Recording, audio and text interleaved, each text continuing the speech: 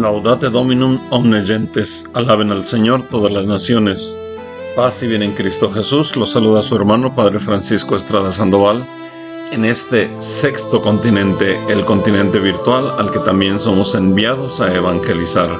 Euntes docete omne gentes. Vayan y enseñen a todas las naciones. Les comparto con alegría la meditación del primer domingo de Cuaresma. Oremos. Concédenos, Padre misericordioso, que por las prácticas anuales de esta celebración cuaresmal progresemos en el conocimiento del misterio de Cristo y traduzcamos su afecto en una conducta irreprochable. Por nuestro Señor Jesucristo, tu Hijo, que vive y reina contigo en la unidad del Espíritu Santo, y es Dios por los siglos de los siglos. Amén. Proclamación del Santo Evangelio de nuestro Señor Jesucristo según San Mateo. Gloria a ti, Señor. En aquel tiempo Jesús fue conducido por el Espíritu al desierto para ser tentado por el demonio. Pasó 40 días y 40 noches sin comer y al final tuvo hambre. Entonces se le acercó el tentador y le dijo: «Si tú eres el Hijo de Dios, manda que estas piedras se conviertan en panes». Jesús le respondió: «Está escrito, no solo de pan vive el hombre, sino también de toda palabra que sale de la boca de Dios». Entonces el diablo lo llevó a la ciudad santa, lo puso en la parte más alta del templo y le dijo: «Si eres el Hijo de Dios, échate para abajo, porque está escrito, mandará a sus ángeles que te cuiden y ellos te tomarán en sus manos, para que no tropiece tu pie en piedra alguna». Jesús le contestó: «También está escrito, no tentarás al Señor tu Dios».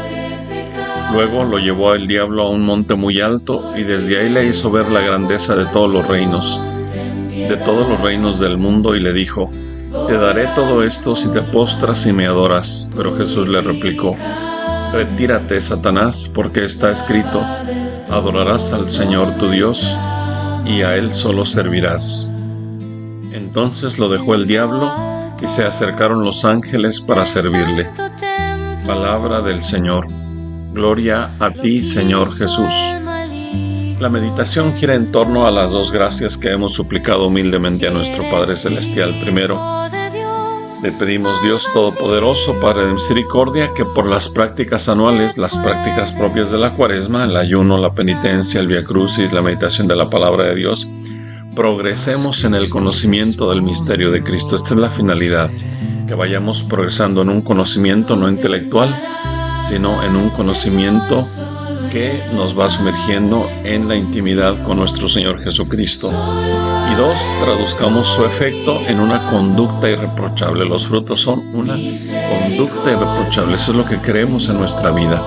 Con el auxilio del Espíritu Santo nos acercamos al Santo Evangelio en meditación mistagógica, es decir, profundizando en el misterio de Cristo, como le pedimos, para progresar en el conocimiento del mismo Jesucristo.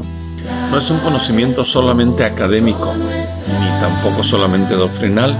Recordemos que la Iglesia nos pide acercarnos a los misterios del Señor Jesucristo en actitud mistagógica. Ya explicábamos el domingo pasado acerca de la mistagogía. La catequesis, dice el catecismo, la catequesis litúrgica pretende introducir en el misterio de Cristo. Es mistagogía, procediendo de lo visible a lo invisible, del signo a lo significado, de los sacramentos a los misterios. Es una cita que no la vamos a comprender del todo ahorita, pero que vaya teniendo en nuestra mente, en nuestro corazón. Es lo que la Santa Madre Iglesia nos pide. Sobre todo San Pablo nos lo dice y nos lo pide repetidas veces acerca del misterio de Cristo. Por ejemplo, esta cita que a continuación voy a compartir de Colosenses: «El misterio escondido de San Pablo, era escondido desde los siglos y generaciones, y que ahora ha sido manifestado a sus santos, a quienes Dios quiso dar a conocer las riquezas de la gloria de este misterio entre los gentiles, que es Cristo en ustedes, la esperanza de la gloria». Fíjense, la riqueza de este misterio. Esa es la finalidad de nuestra meditación, de nuestra reflexión. Es la finalidad de la liturgia, que nos vayamos sumergiendo, nos vayamos empapando de esta riqueza del misterio de Cristo Jesús. Nuestro Señor Da gracias al Padre Celestial, como ya lo mencionábamos también el domingo pasado. Te doy gracias, Padre, Señor del cielo y de la tierra, porque has escondido estas cosas a los sabios y entendidos y las has revelado a los pequeños. ¿A quienes quiere el Padre Celestial manifestar, revelar los misterios del reino? A los pequeños, que es lo que le pedimos en la oración colecta. Progresemos en el conocimiento de Cristo Jesús. Le pedimos al Espíritu Santo nos conceda entonces la gracia de la sencillez, la pureza del corazón, para que el Padre nos revele paulatinamente los misterios del reino. Pues solo en esta Epifanía podremos llegar a ser discípulos misioneros de Jesucristo. Nos acogemos a la pureza de la Virgen Madre, por quien Dios manifestó su gloria en las bodas de Canaán y los discípulos creyeron en el Hijo Jesucristo. El domingo pasado, el Evangelio nos colocó ante una bifurcación entre la decisión de elegir una vida de religiosidad basada en como una vida moralista, rígida y pesada, o la vida del discípulo que vive en la ley a la luz del Salmo 118, que nos decía: dichoso el que cumple la ley del Señor. Esta bifurcación, este cruce que pide una y otra vez una decisión de nuestra parte, nos la presenta el mismo Señor Jesucristo, que no viene a abolir la ley y los profetas, sino a dar plenitud. El mismo autor de la ley, que es el Evangelio, la alegre noticia para los pequeños y que nos pone en la diferencia. Han oído decir, pero yo les digo. Han oído decir, pero yo les digo. Y esta expresión de nuestro Señor siempre la hemos de tener en nuestro corazón, ¿verdad? En todo lo que es nuestra vida, en las tradiciones, en las costumbres. El Papa Francisco nos decía que ya no quería que se escuchara más en las parroquias aquella frasecita de aquí siempre se ha hecho así. Han oído decir, pero ¿qué es lo que dice nuestro Señor? Eso es lo que a nosotros nos importa siempre, en todo momento. ¿Qué es lo que el Señor nos dice? Sobre todo al estar ya en este tiempo de gracia especial de la Santa Cuaresma, camino de conversión que nos conduce a la renovación de nuestro bautismo, como un camino catecumenal de iniciación en la vida cristiana, o mejor, de reiniciación en nuestra vida cristiana para vivir el misterio pascual de la pasión, muerte y resurrección de Jesucristo, que vivimos en la renovación de nuestro santo bautismo en la noche bendita de la vigilia pascual, la madre de todas las vigilias, como lo dice San Agustín. Esta es la madre de todas las vigilias.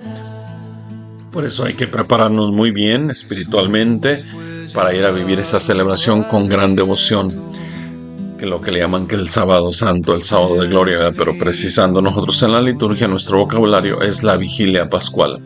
San Pablo, por su parte, nos ilumina sobre el misterio pascual en el que participamos a la luz de nuestro santo bautismo. ¿O es que ignoran que cuantos fuimos bautizados en Cristo Jesús, fuimos bautizados en su muerte? Por el bautismo fuimos pues sepultados con él en la muerte, para que así como Cristo fue resucitado de entre los muertos por la gloria del Padre, así también nosotros vivamos una vida nueva. Romanos en el capítulo 6. Y yo les aconsejaría para este tiempo de Cuaresma que fuéramos meditando del Antiguo Testamento, el libro del Éxodo, poco a poco, y también la carta a los romanos, toda la carta a los romanos. Así, sumergidos, bautizados en la Santísima Trinidad, la Iglesia Madre nos nutre con el Evangelio de las Tentaciones, un Evangelio del cual casi todo mundo tiene conocimiento, aunque sea de manera superficial. Todos sabemos que Jesús fue tentado por el demonio. Si el domingo pasado nosotros estábamos en una bifurcación, en un crucero para elegir qué dirección tomar en nuestra vida, este domingo es el mismo Jesucristo a quien el Espíritu lo pone en una bifurcación, es decir, Jesucristo al iniciar su ministerio público, su vida misionera, su vida apostólica, necesita tomar una decisión: vivir como Mesías según lo que el demonio le ofrece, o vivir como el Hijo del Padre Celestial. Vamos a ver de una vez de antemano que lo que el demonio, la finalidad de las tentaciones no son las tentaciones en sí. La finalidad de las tentaciones es destruir la dignidad, la vida de Hijo de Dios. Por eso el ritornelo de las tentaciones es: si eres el Hijo de Dios, si eres el Hijo de Dios, si eres el Hijo de Dios. Este evangelista no lo dice, pero pues me parece que es Lucas quien dice cuando se retira el demonio, y entonces el demonio se retiró para el momento oportuno, y el momento oportuno pues es el pie de la cruz, cuando el demonio habla a través de los que están ahí en la cruz, ¿verdad? De la gente mala, digamos, y que le dicen a nuestro Señor: si eres el Hijo de Dios, bájate de la cruz y te creeremos, si eres el Hijo de Dios. Entonces esa es la finalidad de las tentaciones: destruir la vida de los hijos de Dios y la vida de Hijo de Dios en Jesucristo, en quien nosotros somos hijos en el Hijo. Es un tema cristológico muy difícil de asimilar, porque es sumergirnos en las consecuencias de la humanidad del Verbo encarnado en su fragilidad. El término carne, sarx, que usa San Juan en su Evangelio, en el prólogo del Evangelio, nos dice el Papa San Juan Pablo II, y el Verbo se hizo carne, indica la condición humana en su totalidad. Fíjemos lo que nos dice San Juan Pablo II, que esta expresión de San Juan en el prólogo de su Evangelio indica la condición humana en su totalidad, la realidad concreta y frágil del hombre, del ser humano. El Verbo asumió esta condición humana para redimirla desde dentro. Esto lo dijo el Santo Padre en una audiencia general en el año 1981. La fórmula doctrinal clásica que declara que el Verbo es verdadero Dios y verdadero hombre proviene del Concilio de Calcedonia del año 451. Esto lo recordamos cuando fuimos al catecismo para la primera comunión y para la confirmación. Se nos decía que Jesucristo es verdadero Dios y verdadero hombre, ¿verdad? Y lo profesamos en el credo, especialmente en los domingos y en las solemnidades. Por ejemplo, en el tiempo de Navidad hasta hacemos un acto de adoración. Efectivamente, el Hijo eterno de Dios al encarnarse es también verdadero hombre, verdadero ser humano. Y en este Evangelio de las Tentaciones nos sumergimos en la humanidad de Cristo. Ver la humanidad de Jesús de Nazaret con toda su realidad. Nos gusta decir que Jesús es verdadero hombre, pero pensamos nosotros, la gente piensa que venció gracias a que es Dios. Por eso fue que pudo vencer al demonio, porque es Dios. Y entonces le restamos a la humanidad de Jesús. Y no es así, porque eso sería rozar teológica y doctrinalmente con el docetismo. La herejía del tiempo de la iglesia primitiva es una herejía de los primeros siglos que consideraba la humanidad de Jesús como algo aparente o accidental, que negaba el docetismo, que Jesús tuviera un cuerpo real, que su sufrimiento y muerte fueran verdaderos, que la encarnación fuera plena. ¿Y cuál es la respuesta de la iglesia? La fe apostólica afirmó desde el inicio que el Verbo se hizo carne. Sarx, esta palabra clave, sarx en griego. No solamente el cuerpo, sino todo lo que implica la humanidad, desde la psicología, desde la fragilidad, desde las tendencias, todo, absolutamente todo. Cristo es verdadero Dios y verdadero hombre. Su pasión y muerte fueron reales. Padres de la Iglesia como San Ignacio de Antioquía, por ejemplo, compartieron fuertemente esta doctrina herética, insistiendo en que Jesús verdaderamente nació, verdaderamente sufrió y verdaderamente resucitó. Aquí, por ejemplo, les dejaría de tarea que fueran a buscar este canto bellísimo, ¿verdad?, que se llama Ave Verum,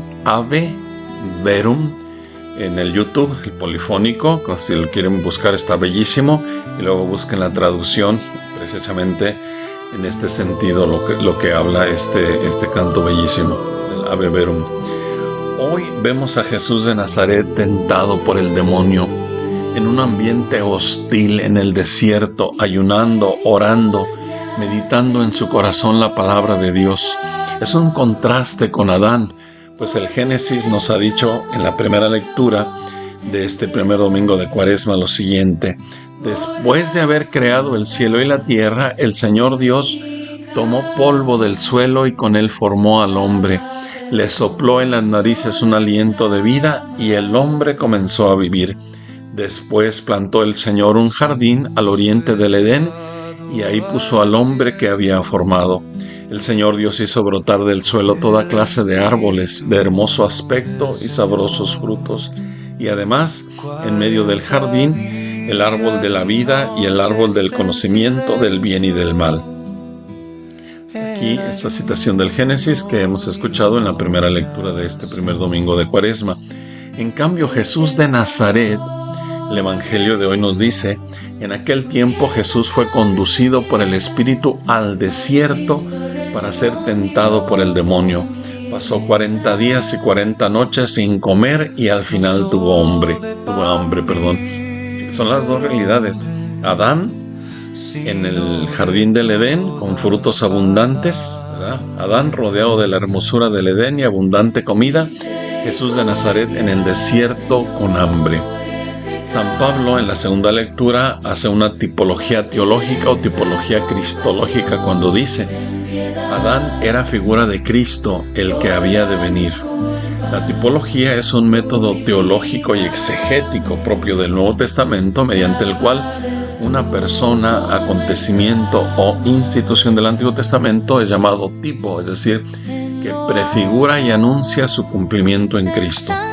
San Pablo concluye en la segunda lectura de este primer domingo, en resumen: así como por el pecado de un solo hombre, Adán, vino la condenación para todos, así por la justicia de un solo hombre, Jesucristo, ha venido para todos la justificación, es decir, la salvación que da la vida. Y así como por la desobediencia de uno todos fueron hechos pecadores, así por la obediencia de uno todos serán hechos justos. Hasta aquí la citación de San Pablo en la carta a los Romanos. Nos sumergimos pues en el misterio de la humanidad de Jesús de Nazaret, aunque se nos hace muy difícil porque nos gustan los superhéroes. Hollywood nos ha envenenado la mente con sus películas de un ser humano con superpoderes. Además, como mencionábamos el domingo pasado, el giro antropológico al que estamos asistiendo tiene la característica de la confusión, de la falta de identidad, pero sobre todo como si la vida del ser humano estuviera frente a un buffet donde la persona elige lo que más le gusta. El sociólogo, me viene a la mente un sociólogo polaco, Bauman, describe perfectamente nuestra época llamándola la cultura líquida, o sea, de líquido, la cultura líquida o modernidad líquida. ¿En qué consiste la cultura líquida? Bauman utiliza la metáfora de lo líquido para describir la sociedad contemporánea caracterizada por la inestabilidad, la fragilidad y el cambio constante. Como mencioné el domingo pasado, el ser humano en general asiste a la vida bailando al son que la mundanidad le ponga la música, como un títere, como una marioneta.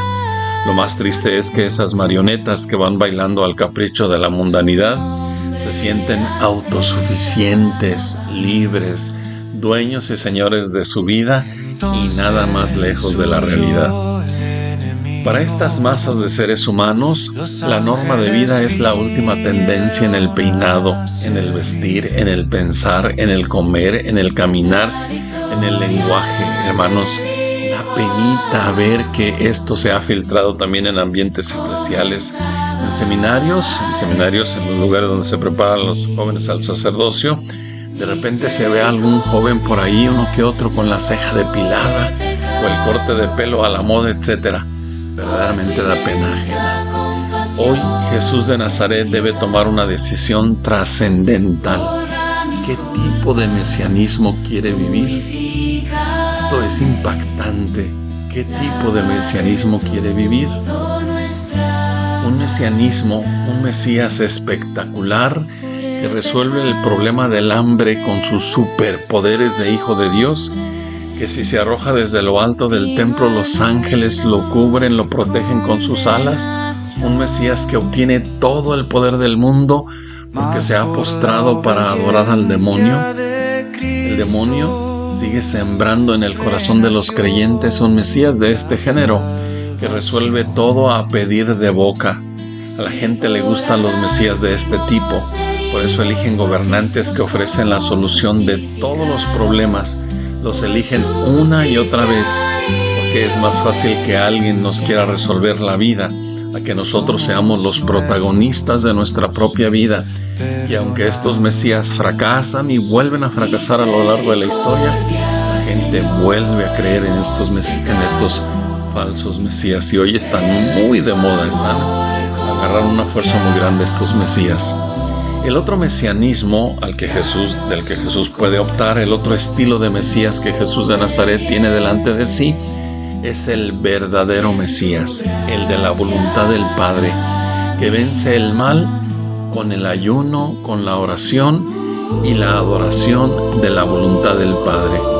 Este Mesías tiene muy poco de atractivo, porque este Mesías, como dice San Pablo, toma la condición de siervo, se humilla a sí mismo y pasa por uno de tantos, pero cumple la voluntad del Padre hasta la muerte, y una muerte de cruz. Por eso Dios lo exaltó sobre todas las cosas y le concedió el nombre que está sobre todo nombre, para que al nombre de este Mesías toda rodilla se doble en el cielo y en la tierra, y toda lengua proclame que Jesús es Señor, para gloria de Dios Padre. San Pablo a los Filipenses, capítulo 2. Vayamos finalmente a las tentaciones en el desierto. Lo primero que hay que hacer, que hay que notar, es que es el Espíritu Santo quien conduce a Jesús de Nazaret al desierto. Dice así el evangelista: Jesús fue conducido por el Espíritu al desierto para ser tentado por el demonio. Quizás en esto encontremos ya la victoria de Jesús de Nazaret sobre el maligno, pues Jesús es dócil al Espíritu Santo que lo lleva al desierto, y que en la tipología bíblica encontramos el lugar de las teofanías, de las manifestaciones de Dios al pueblo que salió de Egipto y donde el demonio sedujo al pueblo. Jesús representa al pueblo que es introducido por el Espíritu, donde ciertamente no se ve el poder de Dios que vence al faraón. Tampoco hay zarza ardiente, no hay maná para saciar el hambre, solo está el desierto y Jesús de Nazaret obedeciendo puntualmente la voluntad del Padre. También es importante decir que el demonio tienta a Jesús de Nazaret porque lo quiere derrotar, lo quiere aniquilar. No lo tienta sabiendo que no lo podrá vencer, lo tienta porque está convencido que como Adán lo vencerá. Pero es Jesús quien vence. Para nuestra meditación nos puede iluminar mucho el libro de Jesús de Nazaret del Papa Benedicto XVI, de donde tomo lo siguiente. En el primer volumen de Jesús de Nazaret, Benedicto XVI, nuestro amadísimo Padre de feliz memoria, dedica una reflexión profunda a las tentaciones de Jesús en el desierto. No las interpreta como un simple episodio moral, sino como una verdadera revelación del modo en que Jesús vive su vida mesiánica. La primera tentación: convertir piedras en pan. El Papa explica que la tentación no es solo material, sino teológica. Reducir la misión del Mesías a satisfacer necesidades económicas. Jesús rechaza un mesianismo puramente material. El hombre no vive solo de pan, sino de la relación con Dios. La prioridad es Dios. Y por cierto, nuestro Señor transformará no las piedras en pan, sino el pan en su propio cuerpo y en su propia sangre para alimentarnos. Segunda tentación: lanzarse desde el templo. Aquí aparece la tentación del espectáculo religioso, que mucho se da a veces en las misas de sanación, y de manipular a Dios para que actúe. Jesús rechaza usar a Dios como garantía de éxito. La fe no es probar a Dios, sino confiar en Él. Tercera tentación: poder y dominio. Satanás ofrece todos los reinos del mundo. Es la tentación del poder político absoluto como camino para instaurar el reino. Jesús rechaza un reinado basado en el poder y la dominación. El reino de Dios se realiza por la obediencia y la cruz. Muchos hoy quisieran ver una iglesia triunfalista, una iglesia omnipresente, una iglesia con un gran poder. Y esto es una tentación muy grande para muchos. Por eso qué bueno que nuestro Señor nos quiera mantener pequeños, humildes y sencillos.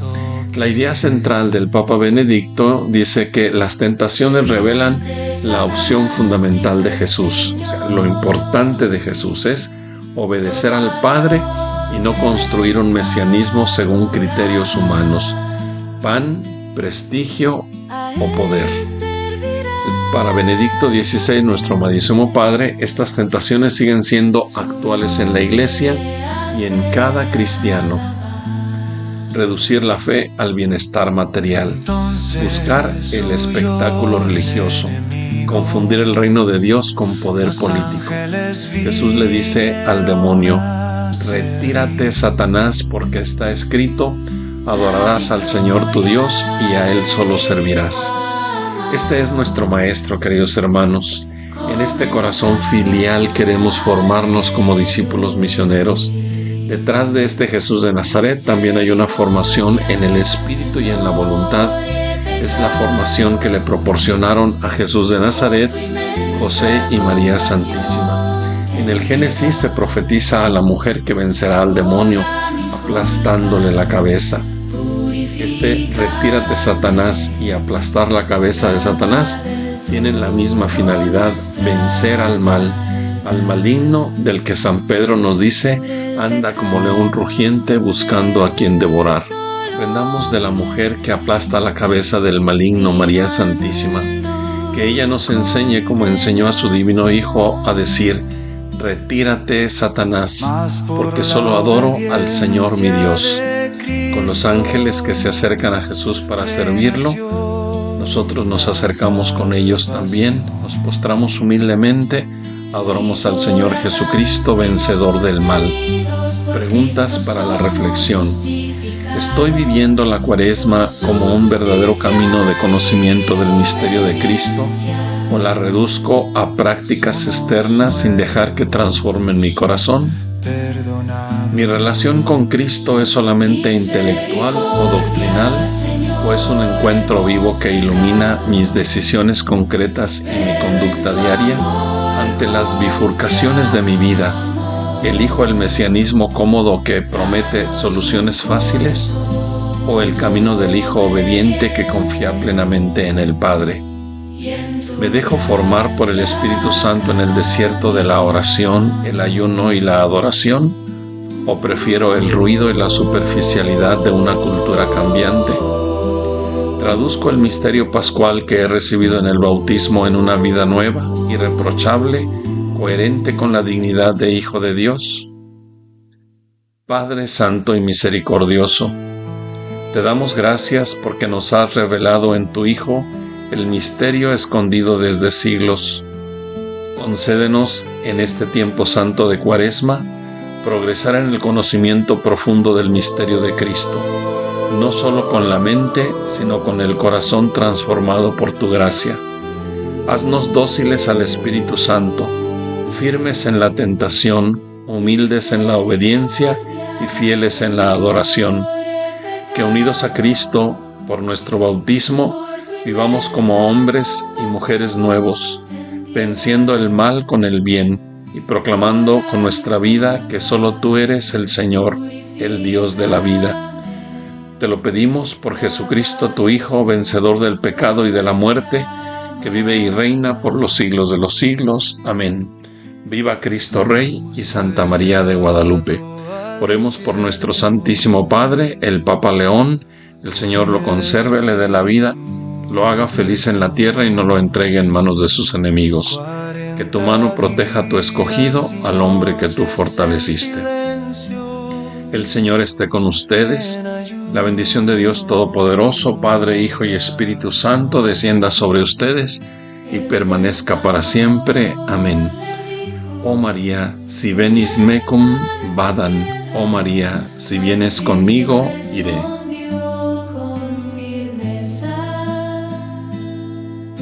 No solo de pan vive el hombre, sino de toda palabra eterna.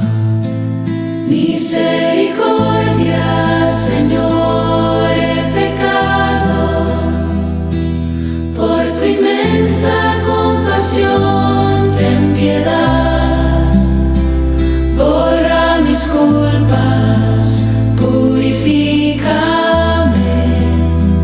lava del todo nuestra maldad. En lo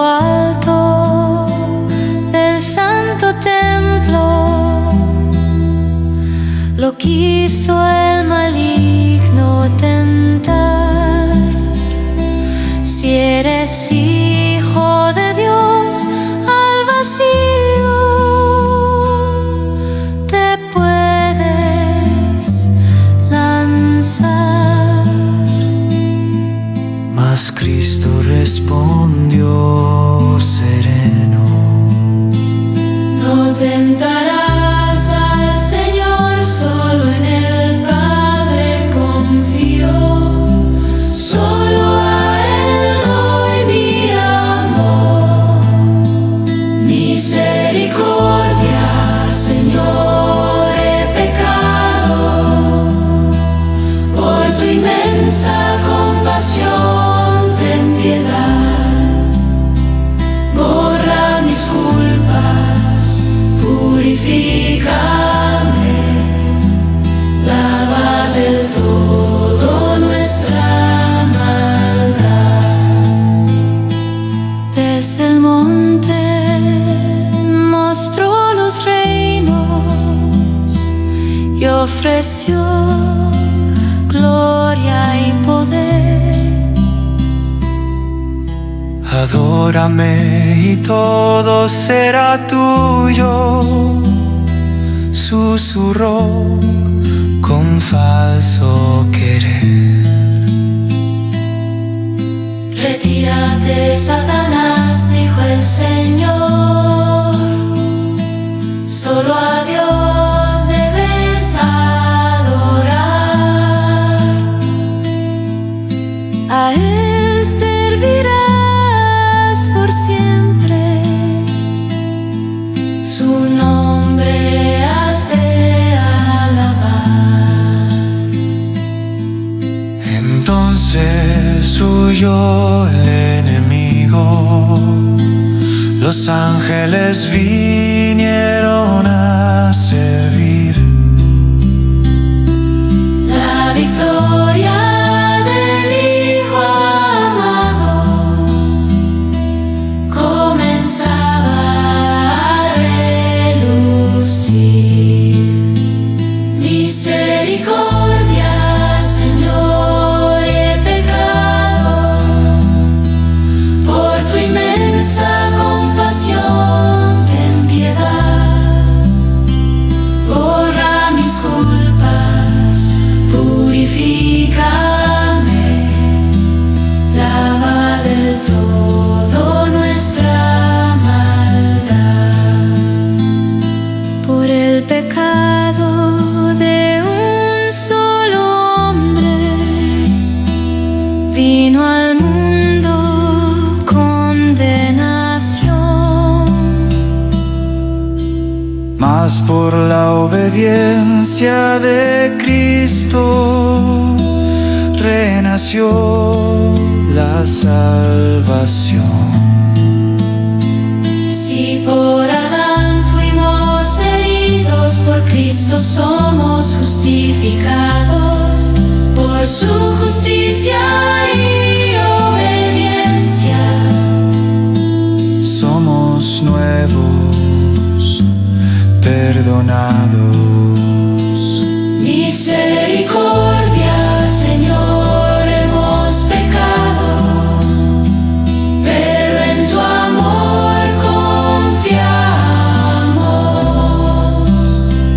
Danos un corazón obediente y en tu gracia